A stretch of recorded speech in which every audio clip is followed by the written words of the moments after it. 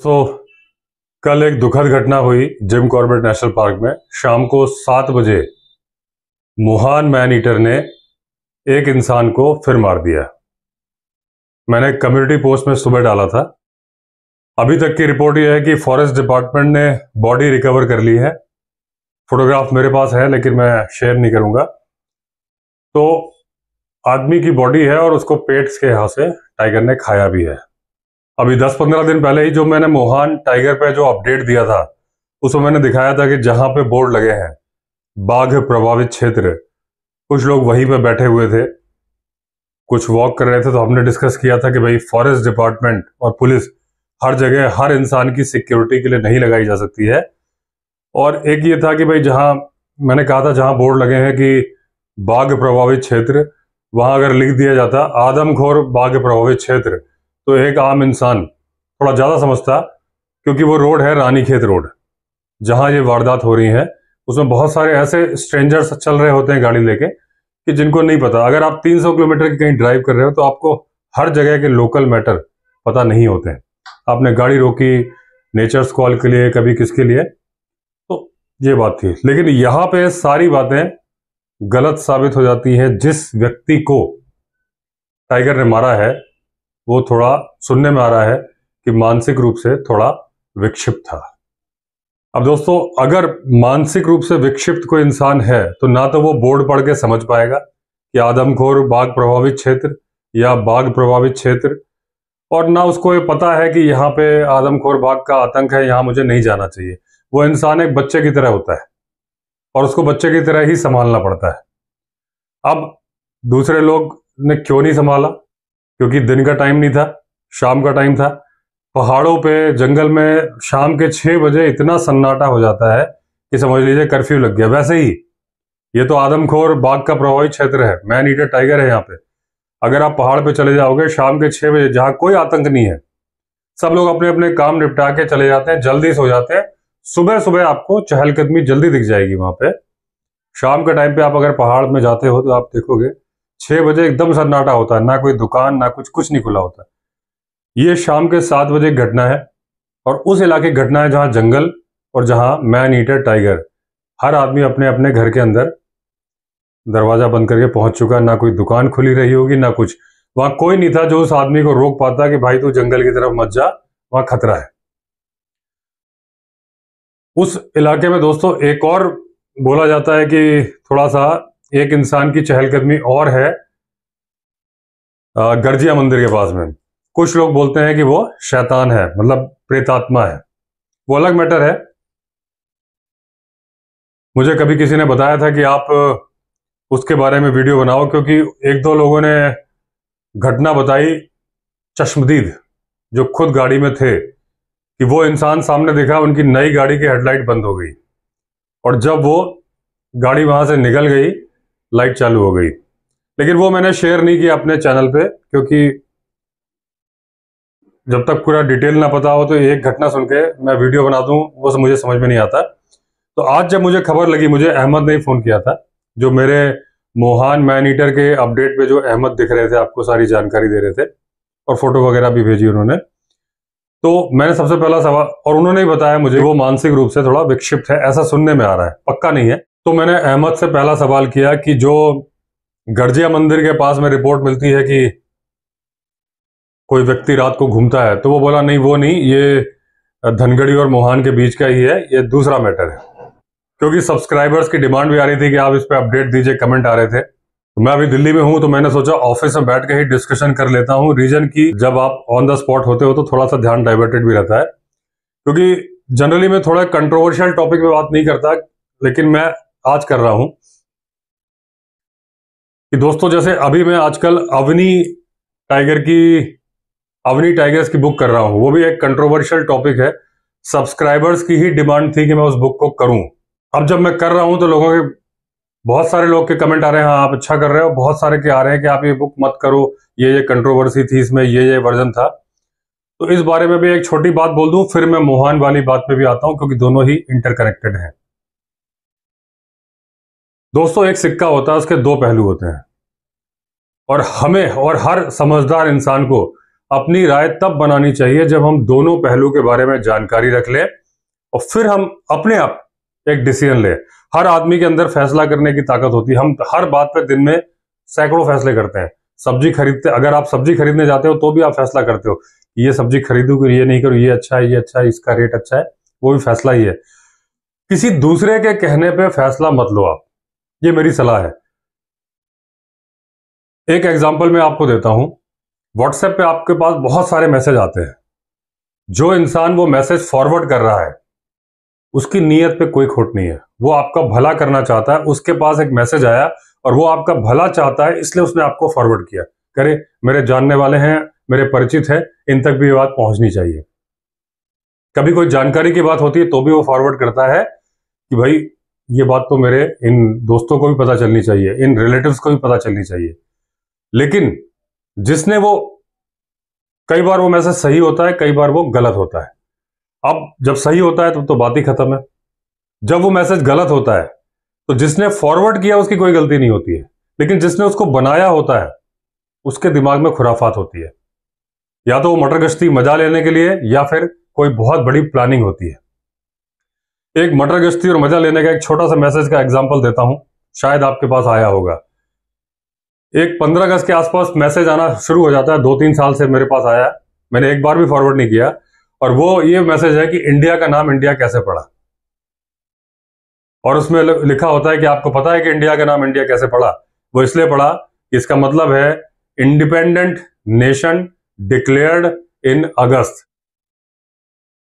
INDIA, India, I for independent, N for nation, D for declared, I for in, A for August. India का यह मतलब है। और मेरे पास वो मैसेज कई बार, कितने समझदार, कई बार डॉक्टर्स, इंजीनियर्स, बहुत ही पढ़े लिखे लोगों ने भी फॉरवर्ड किया है। एक भी इंसान दोस्तों इस देश में ऐसा नहीं होगा, हमारे दोस्त सर्किल में, डॉक्टर इंजीनियर तो बहुत बड़ी पढ़ाई है, छोटी पढ़ाई वाला भी ऐसा इंसान नहीं होगा जिसको ये नहीं पता कि जब अंग्रेज भारत में आए थे तो व्यापारी बन के आए थे और उनकी कंपनी का नाम था ईस्ट इंडिया कंपनी। तो जब आजाद नहीं हुआ, 200-250 साल पहले जब वो इंडिया में आए थे, तब इंडिया नाम था उनकी कंपनी का, ईस्ट इंडिया कंपनी। तो आजाद होते वक्त कैसे नाम पड़ गया इंडिया का? और अगर पड़ गया तो पाकिस्तान भी तो अगस्त में ही आजाद हुआ था। 14 अगस्त को पाकिस्तान आजाद हुआ था, 15 अगस्त को भारत। तो इंडिया तो उसका भी नाम होना चाहिए था, वो भी तो इंडिपेंडेंट नेशन अगस्त में डिक्लेयर हुआ था। तो ये दोस्तों वो कहावत होती है, ये एक कहावत आपने सुनी होगी दोस्तों, कि एक आदमी जा रहा था, दूसरे ने बोला भाई कौवा तेरा कान ले गया, वो दौड़ पड़ा कौवे के पीछे। दूसरा मिला, भाई कहां जा रहे हो? बोला उस कौवे के पीछे कर रहा हूं, मेरा कान ले गया। तो वो बोला भाई तुम्हारे तो कान दोनों लगे हुए हैं। उसने छू के देखा, अरे मेरे तो कान है। तो कौवा कान ले गया बोले, उसके पहले अपने कान चेक करना हमारा फर्ज है कि कौवा सही में कान ले गया है क्या। जैसे इंडिया वाला मैसेज मैंने जानबूझ के लिया कि आप बहुत सारे लोगों ने देखा होगा और फॉरवर्ड भी कुछ ने कर दिया होगा, क्योंकि उस वक्त आप अपने काम में बिजी हो, आपने सोचा अरे ये तो इंपॉर्टेंट बात है, जनरल नॉलेज की बात है, फॉरवर्ड करो। और पता सबको है कि ईस्ट इंडिया कंपनी नाम था। इंडिया का नाम इंडिया पड़ा इंडस वैली से, सिंधु जो पाकिस्तान से जाती है, उस टाइम में तो इंडिया ही था। तो इंडिया से, इंडस से इंडिया, इंडिया नाम पड़ा था। कहीं भी अगस्त और इंडिपेंडेंस से इंडिया नाम का कोई लेना देना नहीं है। यहां हम टाइगर के टॉपिक पे बात कर रहे हैं, मैंने एग्जांपल देने के लिए कि ताकि समझ में बात आए कि बहुत सारी बात, ये बात मैं मोहान वाली बात पे नहीं कर रहा हूं, मैं अवनी वाली बात पे कर रहा हूं कि कई बार हम अपना माइंडसेट बना लेते हैं। हो सकता है सच हो सकता है गलत हो, मुझे बहुत ज्यादा पता नहीं है, आप लोगों को मुझसे ज्यादा पता होगा अवनी वाले मैटर पे। मैंने पहले बताया जो मैं बुक रीड करता हूं मैं उसी वक्त कर रहा होता हूं, क्योंकि बिजी लाइफ है, इतना टाइम नहीं होता कि पहले पूरी बुक रीड कर लेते, पढ़ना शुरू करें। तो ऑन द स्पॉट में पढ़ता जाता हूं। मैंने 2 चैप्टर पढ़े, तीसरा चैप्टर में क्या है मैंने पढ़ा ही नहीं है, कैमरा ऑन करके ही पढ़ूंगा। लेकिन मेरा काम है वाइल्ड लाइफ की बुक पढ़ना, स्टोरी सुनाना, वो मैं करता हूं। लेकिन एक जनरल मेरी राय है, कुछ लोग पॉजिटिव हैं, कुछ लोग नेगेटिव हैं, दोनों को मेरी सलाह है कि अगर किसी भी मैटर पे कोई कुछ बोले तो आप पहले दोनों पहलुओं को जांचें सिक्के का। पहले एक बार हेड देख ले, एक बार टेल देख ले, फिर डिसाइड करें हेड अच्छा है कि टेल है, उसके आधार पर, सिर्फ सुनी बात पे नहीं। तो ये जो बुक है, ये जो इसके ऑथर है उनका वर्जन है। मीडिया में बहुत सारी बातें आपको दोनों वर्जन मिल जाएंगे, फिर आप अपना फैसला खुद करें। ना तो मैं उसमें कोई डिसीजन सुनाऊंगा, ना ही मैं इतना लायक हूं कि मैं कोई डिसीजन सुना सकूं। मैं स्टोरी पढ़ के कहीं कोई बात मुझे लगती है, क्योंकि वो ऑथर का वर्जन है, बिल्कुल पूरे ईमानदारी के साथ जैसा लिखा है वैसा पढ़ के बता रहा हूं। कहीं मुझे कोई बात लगती है तो मैं ये बोल देता हूं कि ये ऑथर का वर्जन है। जैसे एक बात मैं बताता हूं, उन्होंने बोला कि कंजर्वेशन उस तरीके से नहीं हुआ जिस तरीके से होना चाहिए। उनकी राय है, बिल्कुल मैं उसका सम्मान करता हूं। और उसी बुक में एक जगह उन्होंने लिखा है कि 15,000 हाथी 31,000 हो गए, टाइगर 100 के 350 हो गए। तो कंजर्वेशन अच्छा है तभी तो बढ़ गए। कंजर्वेशन खराब होता तो जैसे पाकिस्तान में आज एक भी टाइगर नहीं है वैसा होता 100, मतलब मैं एक सर्टेन एरिया का बोल रहा हूँ, पूरे इंडिया में तो 3-4 हजार टाइगर हैं, महाराष्ट्र की बात हो रही है, तो 100 टाइगर के अगर 350 हो गए तो ये अच्छा कंजर्वेशन है। पूरे इंडिया में 15,000 हाथी के 31 हो गए और संभावना है कि 2030 में 45,000 हो जाएंगे, जो उन्होंने लिखा। तो ये अच्छे कंजर्वेशन की ही निशानी है। वहां मैंने इसलिए बोला कि ये ऑथर का वर्जन है। हाँ, ये उनका वर्जन हो सकता है कि और अच्छा भी हो सकता था, तो हमेशा और ज्यादा इंप्रूवमेंट की तो हमेशा गुंजाइश होती है, लेकिन इंडिया में कंजर्वेशन अच्छा चल रहा है, इसमें कोई शक नहीं। एक जैसे छोटी सी बात थी, मैं इसलिए बता रहा हूं कि आप मेरी स्टोरी ध्यान से देखते हो तो मुझे मेरा फर्ज है कि मैं अपने मन की बात आपसे शेयर करूं। उन्होंने लिखा कि गौर जिसको बायसन गलत बोला जाता है, वह मैंने रेक्टिफाई कि ऐसा इन्होंने लिखा है। मेरा यह मानना है कि उसको इंडियन बायसन बोला जाता है। बायसन तो अमेरिका में मिलता है, इंडियन बायसन विकिपीडिया में भी आप देखोगे, जहां भी देखोगे, तो बायसन जैसा जानवर, इंडियन बायसन नाम जस्टिफाइड है, वो तो हर जगह लिखा है। तो वो भी मैंने क्लैरिफाई किया अपने आदर सम्मान और सभ्यता के दायरे में रहते हुए। तो बस मेरा ये कहना है कि बुक की जो कहानी है पॉजिटिव माइंड से सुने, भले ही आप उस बुक के खिलाफ हो, उस घटना के खिलाफ भी क्यों ना हो, पक्ष में है तो आप सुनेंगे ही, फिर पूरा सुन लें।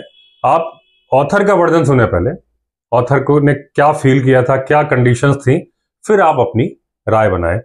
हो सकता है आपके इसके फेवर में बनाए, हो सकता है खिलाफ बनाए, जो भी आपकी राय है उसका पूरा सम्मान है, क्योंकि वो आपकी जस्टिफाइड राय है।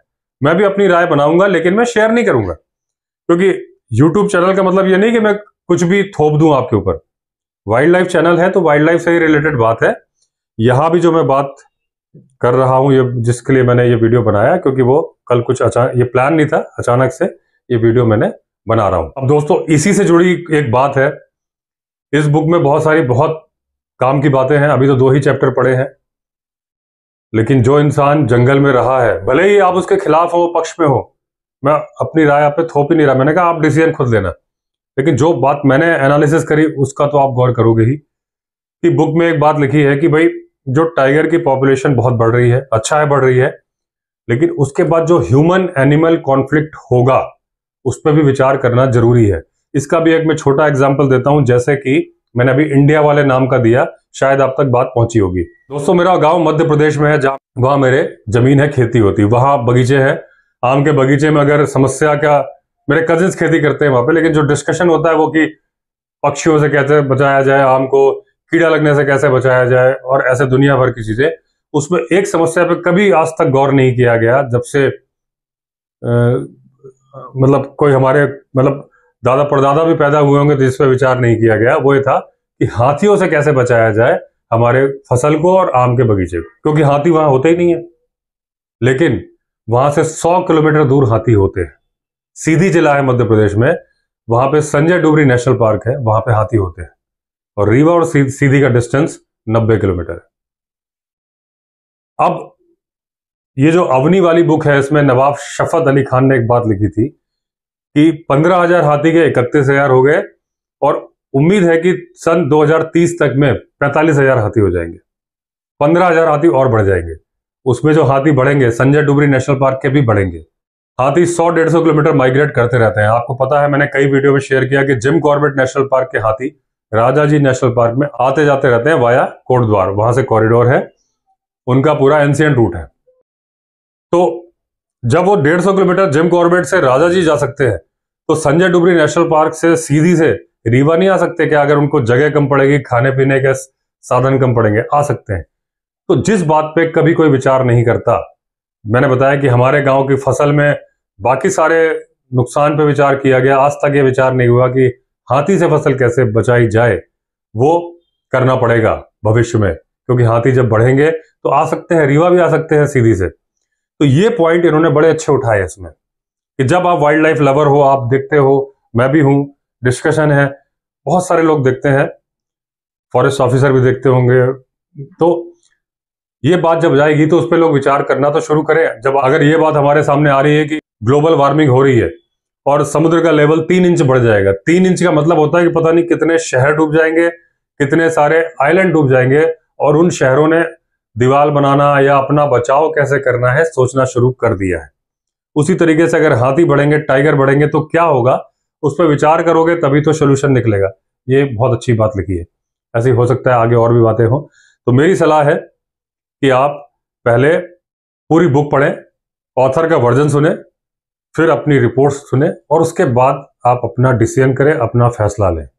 कभी भी कोई आपसे व्हाट्सएप मैसेज फॉरवर्ड करके बोले कि कौआ कान ले गया, तो पहले दोनों कान चेक करना है कि भाई ये मैसेज सही है, तभी हम फॉरवर्ड करें। केवल वाइल्ड लाइफ नहीं, किसी भी मैटर पे मैसेज फॉरवर्ड करने के पहले एक बार थोड़ा जांच परख हर लेवल पे कर लें, तो फिल्टर हो जाएगी बात।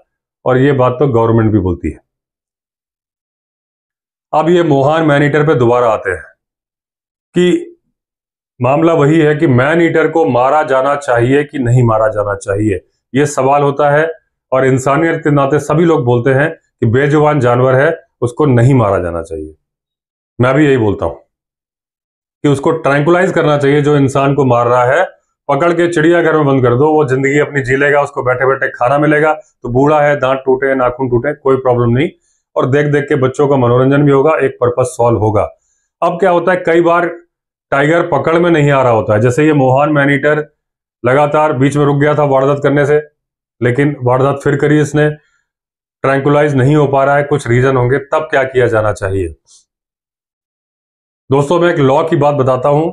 हर जो मैं बात बोल रहा हूं दाएं बाएं भटक नहीं रहा, उसका कहीं ना कहीं किसी बात से रिलेशन है। मैं वाइल्ड लाइफ का थोड़ी बहुत जानकारी रखता हूं, ऐसी थोड़ी बहुत जानकारी मैं लॉ की भी रखता हूं, क्योंकि सिविल सर्विसेज के एग्जाम में मेरा फर्स्ट सब्जेक्ट लॉ ही था और मैंने कंपटीशन क्वालिफाई भी किया था, फाइनल नहीं, प्रीलिम्स। दोस्तों 302 धारा क्या होती है आईपीसी की, सबको पता होगा, बच्चों को भी पता होता है फिल्में देख के। 302 धारा वो होती है जिसमें कि कोई इंसान किसी का मर्डर करता है तो उसका पनिशमेंट डिफाइन किया गया है, और उसको क्या पनिशमेंट दिया जाए। दो ही पनिशमेंट दिए गए हैं, या तो आजीवन कारावास या फिर फांसी। तो जब कोर्ट फैसला करती है तो या तो वो इंसान बरी होता है, अगर उसका कसूर नहीं है, कोर्ट को लगता है ये इंसान का कसूर है, तो या तो उसको आजीवन कारावास मिलता है या फांसी। ऐसा नहीं होता कि पनिशमेंट डिसाइड हो गया और 5 साल की सजा दे दी जाए, 3 की दे दी जाए, ऐसा प्रावधान नहीं है उसमें। सजा देनी है तो या तो आजीवन कारावास या फांसी या बरी।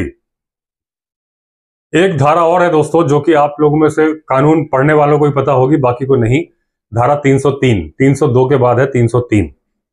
उसमें पनिशमेंट क्या था, एक ऐसा इंसान जिसको ऑलरेडी आजीवन कारावास दे दिया गया हो, वो किसी का मर्डर कर दे, तो उसके लिए पनिशमेंट था कि उसको सिर्फ फांसी होती थी।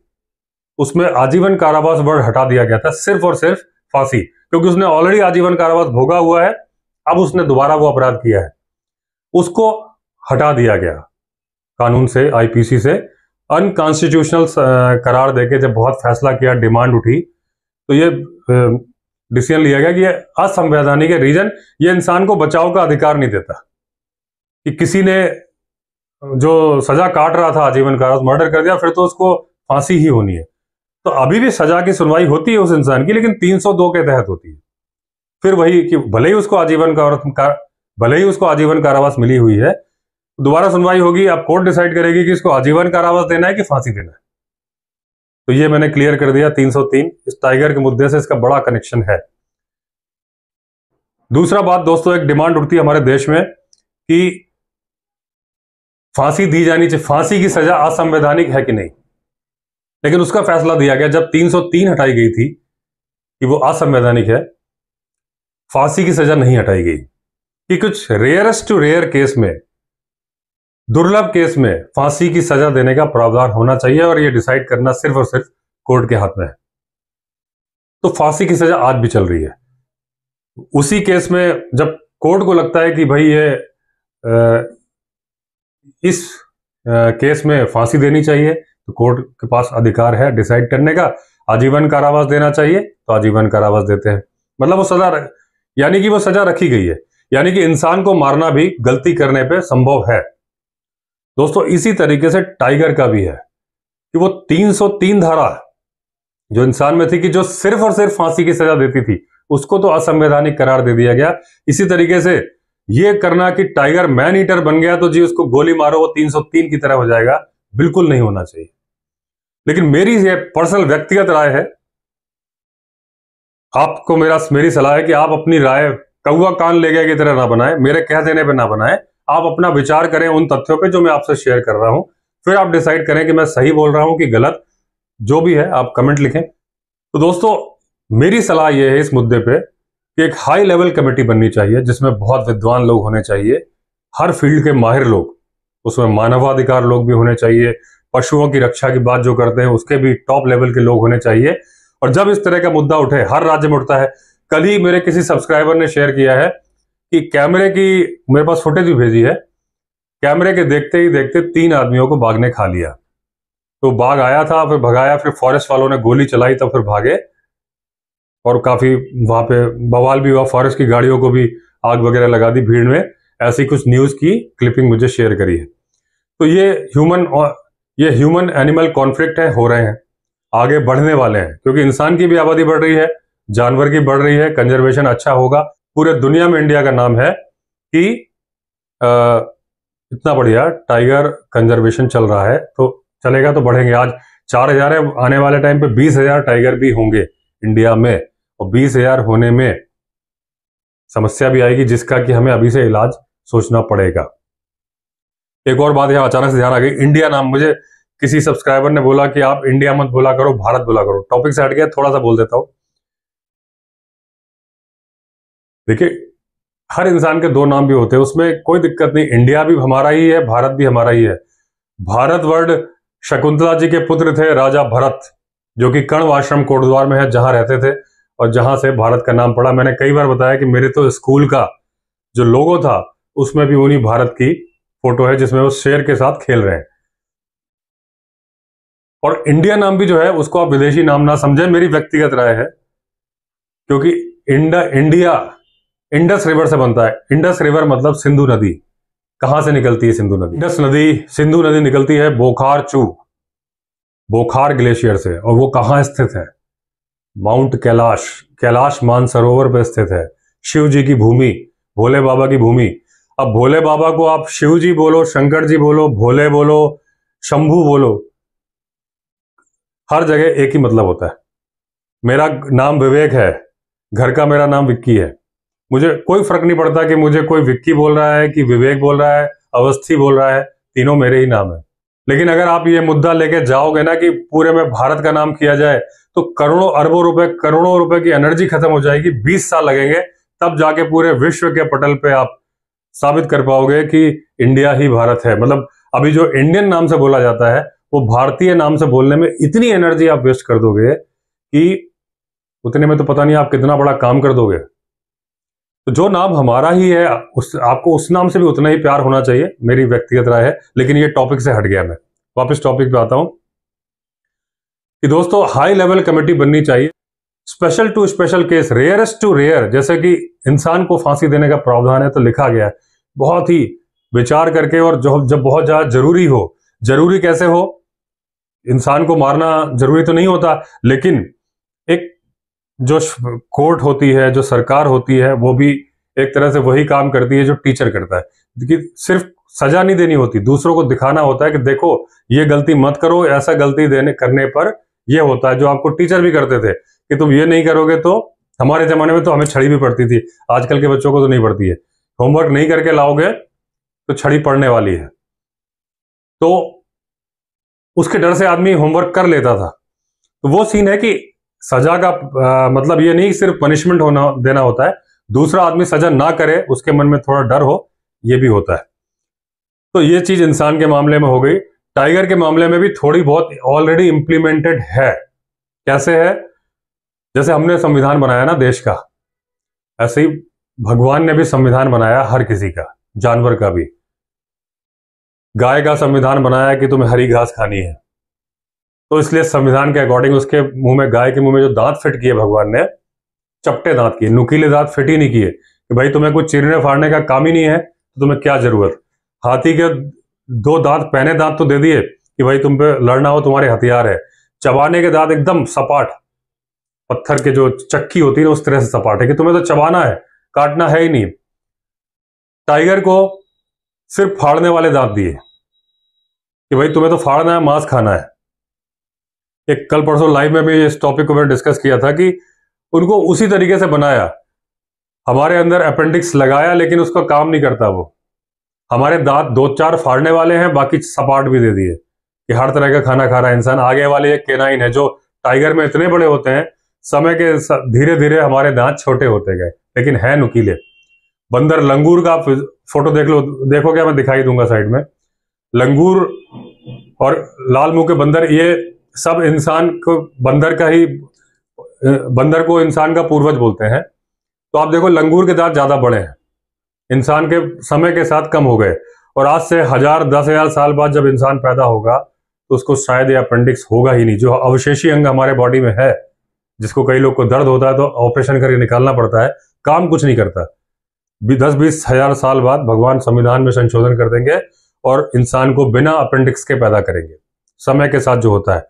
टाइगर का अपेंडिक्स है ही नहीं, वो घास खा के जिंदा ही नहीं रह सकता, मर जाएगा, क्योंकि उसको हजम करके ताकत निकालने का अंग ही नहीं है उसकी बॉडी में, उसको मांस ही खाना है। और उसके संविधान में भगवान ने कहीं नहीं लिखा कि तुम्हें जानवर को खाना है, इंसान को नहीं खाना। भगवान ने तो यही लिख के भेजा है कि तुम्हें मांस खाना है। और तुम्हें मांस क्यों खाना है? क्योंकि अगर तुम नहीं बनोगे तो डियर, इतने सारे हिरण हो जाएंगे, इतनी सारी नीलगाय हो जाएंगी कि पूरी दुनिया से हरियाली खत्म कर देंगी। तो भगवान ने सिस्टम बनाया कि तुम इसको खाओ, तुम इसको खाओ, ऐसा पूरा सिस्टम बनाया हुआ। नहीं तो हरियाली नहीं बचेगी अगर वो ना बनाते। तो वो उनका संविधान था। अब जो टाइगर ने खुद का एक संविधान या समझ बना ली कि ये जो 2 पैरों का जानवर है, भगवान ने तो मुझे बोला है कि भाई सारी चीजें तुम खा सकते हो, क्योंकि पहले इंसान भी जंगल में रहता था तो वो भी टाइगर उसको भी खाता था जंगल में ही। इंसान ने समय के साथ बंदूक बना ली और ये बात टाइगर के दिमाग में घुस गई कि जब इस 2 पैरों वाले जानवर को मैं मारता हूं तो ये पूरा खानदान और पूरे दोस्त यार लेके आ जाता है और मेरे पूरे खानदान को खत्म कर देता है बंदूक से। धीरे धीरे उसने डेवलप कर लिया, अपने बच्चों को सिखाया कि भाई ये डियर वगैरह को मारो, इस 2 पैर वाले जानवर को मत मारो, ये बड़ा खतरनाक है। तो टाइगर ने ही कर लिया, अपने फूड मेन्यू से इंसान को बाहर कर दिया। भगवान ने नहीं किया था। आज अगर टाइगर खा रहा है इंसान को तो उसके वो 2-4 हैं जो अपने फूड मेन्यू से हटके किसी कारण से कि हमारे तो पैर में चोट लग गई, हम कैसे मारे, हमें तो खाना खाना है, नहीं मारेंगे तो आज मर जाएंगे, मार के शायद 2 महीने बाद मरेंगे। तो इसमें टाइगर की कोई गलती नहीं है अगर वो इंसान को मार देता है, क्योंकि उसको मारने के लिए ही बनाया गया है। और ये वुहान वाले टाइगर ने जो कल रात को वारदात करी, इसमें इसकी गलती इसलिए नहीं है कि शाम को 7 बजे करी। दिन भर वो रोड चल रही है, एक बार वो दिन में भी लेके जाता तो समझ में आती बात कि भाई देखो दिन में आ गया। वो तो रात को आया, रात को उसका काम है घूमने का, उसको शिकार मिला, उसने मार दिया। इंसान की भी गलती नहीं थी, वो बेचारा मानसिक विक्षिप्त था। इस केस में गलती किसी की है ही नहीं। फॉरेस्ट वाले हर वक्त तो नहीं, हर जगह तो नहीं बैठे रह सकता ना, 100-100 मीटर के दायरे में गाड़ी लेकर नहीं बैठ सकते, इतना ना तो पैसा है ना इतना मैन पावर है। ये परिस्थितियों की गलती है, इसका कुछ उपाय सोचना होगा कि अगर मैन ईटर टाइगर रिपोर्ट हो रहे हैं, ट्रैंकुलाइज नहीं हो रहे हैं, तो एक हाई लेवल कमेटी बने जो कि फैसला करे कि भाई क्या करना है। नहीं पकड़ में आ रहा है, वो रीजन मंगाएगी फॉरेस्ट ऑफिसर्स, क्यों नहीं पकड़ में आ रहा है, क्या रीजन है, वो अपना जवाब दाखिल करेंगे कि ये रीजन है, इस वजह से पकड़ में नहीं आ रहा है। उसके बाद फिर कोई फैसला होना चाहिए जो भी हो। और दूसरी बात दोस्तों, जो राय है, क्योंकि हर बात में हर व्यक्ति अपनी राय देता है और उसका अधिकार है। जैसे मैं अपनी राय दे रहा हूं, जरूरी नहीं कि वो राय आपको सही लग रही हो, हर इंसान को राय है और ये तो हमारा संविधान हमें अधिकार देता है। लेकिन मेरी एक सलाह है कि जब आप उस व्यक्ति की राय को माने, गौर करें जो उस जगह से जानकारी रखता हो, कुछ समझ रखता हो। बीमारी के बारे में आप डॉक्टर की सलाह पे चलेंगे तो सही है, आप इंजीनियर की सलाह पे चलेंगे तो शायद वो राय गलत हो जाएगी। आप बिल्डिंग बना रहे हैं, ब्रिज बना रहे हैं, तो आपको डॉक्टर से नहीं इंजीनियर से पूछना चाहिए। मैंने वाइल्ड लाइफ के बारे में राय दी कि थोड़ी सी मैं समझ रखता हूं, थोड़ी सी, सभी रखते हैं। अब वो जो थोड़े से लोग समझ रखते हैं उसमें भी 2 तरह के लोग हैं। एक आदमी दिल्ली में बैठ के हाथी की समस्या पे कुछ बात बोल रहा हो और एक आदमी ऋषिकेश में बैठ के हाथी की समस्या बोल रहा हो, तो आप दिल्ली में बैठे आदमी से जो ऋषिकेश में बैठा है उसकी बात पे गौर करिए। रीजन, वो जानता है हाथी की प्रॉब्लम होती क्या है, क्योंकि वहां ऋषिकेश, देहरादून, हरिद्वार में हाथी आते हैं, दिल्ली में आते ही नहीं है। यहाँ तो दिल्ली वाले ने या तो डिस्कवरी चैनल में देखा है या पालतू हाथी देखा है, उसको नहीं पता कि रात को हाथी जब अटैक करते हैं फसलों पे तो क्या होता है। तो ये आपका है, ये हर आदमी का अपना पर्सनल डिसीजन होता है, किसकी सलाह पे गौर करना है, किसकी नहीं, किस मामले में। हर मामले में हर आदमी की सलाह इंपॉर्टेंट नहीं हो सकती, स्पेसिफिक मामले में इंपॉर्टेंट हो सकती है। दोस्तों, मैंने बहुत सारी बातें शेयर करी, दिल से करी, और जो टाइगर का मुद्दा है इसमें जो डिसीजन लेने की बात है, दिमाग और दिल दोनों से लेने की। तो बस दोस्तों, कहने को तो बहुत है, कहते जाओ, लेकिन आपके पास उतना टाइम भी होना चाहिए सुनने के लिए। तो चलिए दोस्तों, ये एक समस्या थी, जो विचार करे, जो मैसेज फॉरवर्ड करे, थोड़ा सा गौर करे, जो मैंने बोला अपना बड़ा या छोटा भाई समझ के। तो चलिए दोस्तों, अगर आपने चैनल सब्सक्राइब नहीं किया है तो चैनल सब्सक्राइब कर लीजिए। फिर मिलते हैं अगले वीडियो में, तब तक के लिए all the best. Vande Mataram.